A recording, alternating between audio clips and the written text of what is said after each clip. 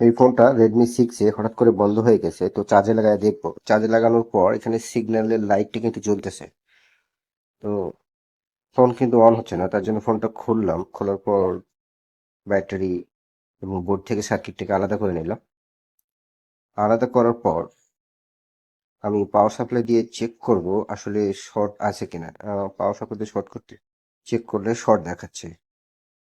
খুলে আমি ধোঁয়া থেরাপি দিচ্ছি। আসলে ধোঁয়া দিয়ে শর্টগুলোকে খুঁজে পাওয়া যায়, যেহেতু ভিভ্যাট লাইনে শর্ট। তার জন্য লাগাইলাম। লাগানোর পর দেখবো যে আসলে কি গরম হচ্ছে। এখানে একটু গরম হচ্ছে, দেখতে পাচ্ছেন নেটওয়ার্ক আইসির পাশে কিন্তু একটা ক্যাপাসিটর একটু হিট হচ্ছে। ধোঁয়াগুলো সরে গেছে। ক্যাপাসিটরটা উঠাই দিচ্ছি।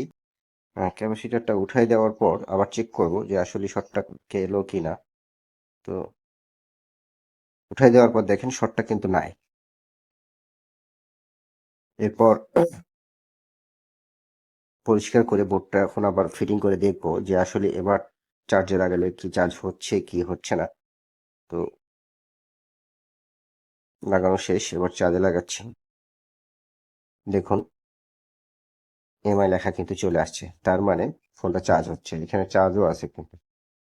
তো ফোনটা অন করব, অন করে দেখবো যে আর কোনো সমস্যা দেখা দেয় কিনা। একটু নাটগুলো লাগাই নিচ্ছি। এই দেখুন অন হয়ে গেছে ইতিমধ্যে। সব টাচ টু সব কিছু কাজ করতেছে একেবারে পারফেক্ট। আবার চার্জও হচ্ছে। তো এই হচ্ছে মূলত কাজ।